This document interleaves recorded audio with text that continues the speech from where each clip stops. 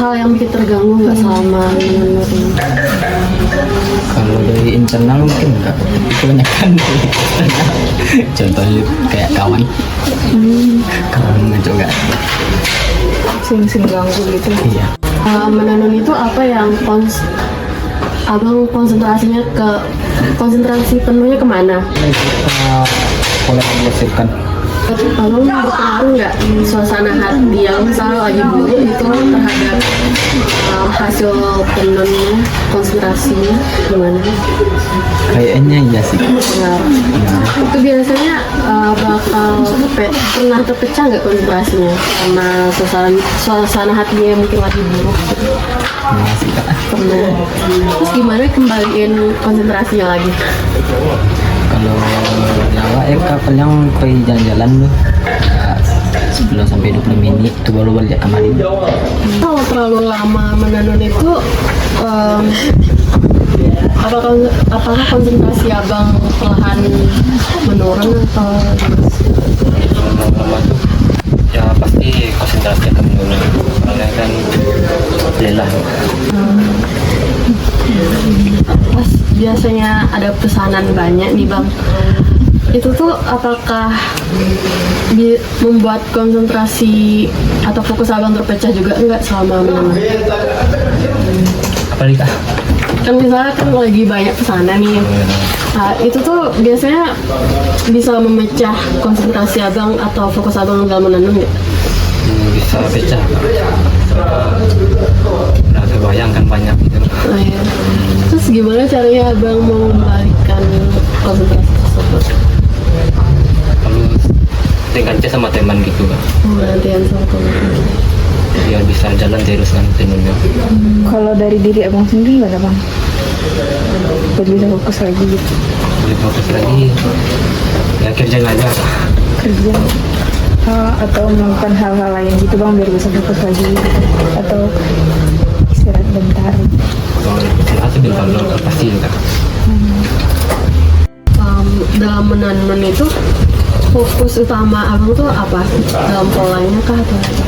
Dalam polanya Kak, Itu tuh setiap pola itu punya waktu yang lama dalam pendidikan berbeda-beda. berbeda. Panjang lagi itu beda. Dalam proses penenun itu kalau misalnya abang melakukan kesalahan itu konsentrasinya bisa langsung pecah atau bagaimana? Langsung pecah Kak. Soalnya belum salah tapi ulang baru Kak. Oh ya. Terus langsung diulang baru atau gimana? Apa yang biasanya membuat abang fokus dalam menenun? Apa ya? Mungkin motivasi dari apa? Motivasi yang pertama udah tentu cari uang. Ya biar bisa untuk jajan kuliah kan. Menurut abang itu perasaan abang tuh berpengaruh nggak dengan fokus dalam menenun? Perasaan fokus Mempengaruhi, berpengaruh nggak? Kayak suasana hati abang lagi buruk atau lagi senang gitu? pengaruh kan. Berpengaruh. Nama Ibu Asmar, Bu As. Lebih fokus gitu pekerjaan motif apa? Motifnya banyak, ada salapah namanya besar-besar motifnya. Banyak motifnya. Kalau kita kurang fokus itu motif yang baru pertama kita bikin kan ada motif lama yang baru ketemu gitu bikin ini itu kita yang Sah itu. Menenunnya manual kan kok. Itu fokus utama dalam menenun manual itu di bagian mananya? Kita konsentrasi. bikin motif Ya, ada contoh. kita salin motif-motif lama bukan tersimpan motifnya kayak tadi kan udah tersimpan motifnya kali ini tersimpan motifnya kita yang bikin dia bikin sendiri. kita yang hitung benang sendiri satu-satu.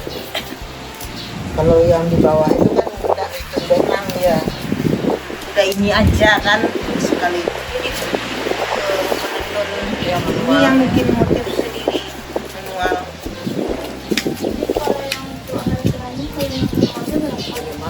Lebih mahal harganya.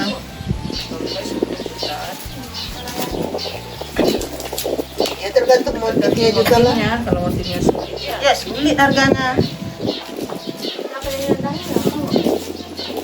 Kalau kain manual itu yang paling rendahnya dek di 2.500.000.